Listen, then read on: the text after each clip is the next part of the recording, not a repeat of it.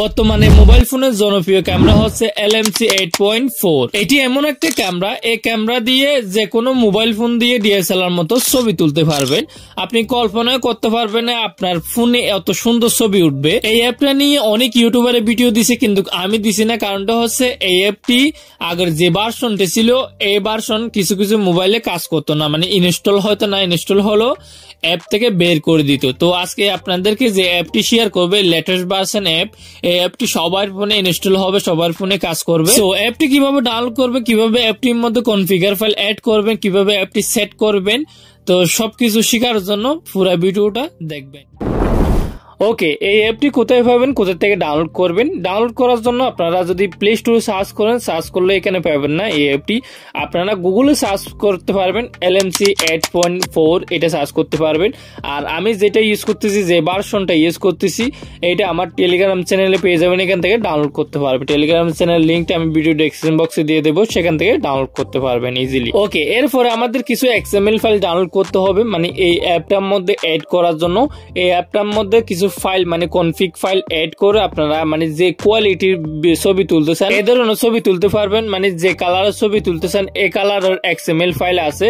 আপনারা এই ফাইলগুলো কোথায় পাবেন? আমার ভিডিও ডেসক্রিপশন বক্সে লিঙ্ক দেওয়া থাকবে। এই ফাইলগুলোর আপনারা ফ্রিতে, এখানে অনেক রকম ফাইল দেবো আপনাদেরকে। এখান থেকে কনফিগ ফাইলগুলো আপনারা আগে ডাউনলোড করে নেবেন। ডাউনলোড করার পরে অ্যাপটিও ডাউনলোড করে নেবেন। ডাউনলোড করার পরে এই কনফিগ ফাইলগুলো কিভাবে অ্যাড করবেন? অ্যাড করার জন্য প্রথমে অ্যাপটি ওপেন করবেন। ওপেন করার পরে অ্যালাউস হবে, পারমিশন হবে, এগুলো সবগুলো দিয়ে দেবেন। দেওয়ার পরে কি করবেন, এখান থেকে ডানে এই অপশনটার মধ্যে ক্লিক করবেন। এরপরে এই অপশনটার মধ্যে ক্লিক করবেন, এই এরোটার মধ্যে ক্লিক করবেন। এরপরে দেখবেন মোর সেটিংস, এই অপশনটার মধ্যে ক্লিক করবেন। এরপরে এরকম একটা ইন্টারফেস শো করবে। এখান থেকে সিম্পলি একটু নিচে নামার পরে কনফিগ সেটিংস, এই অপশনটার মধ্যে ক্লিক করবেন। এরপর এখান থেকে সেভ সেটিংস, এই 2 নম্বর অপশনটার মধ্যে ক্লিক করবেন। তারপর এখানে কিছু লিখতে পারেন, না লিখলে সমস্যা নেই। এখান থেকে ইয়েস অপশনটার মধ্যে ক্লিক করে দিবেন। আমি এখান থেকে ইয়েস অপশনে ক্লিক করে দিলাম। এরপর এখান থেকে ব্যাক আসবেন। ব্যাক আসার পরে আপনার ফোনের ফাইল ম্যানেজারে ঢুকবেন। ফাইলের ভিতরে ঢুকার পর একটা নতুন ফোল্ডার ক্রিয়েট হয়েছে দেখতে পারবেন, ক্যামেরাটির নামে Lmc 8.4।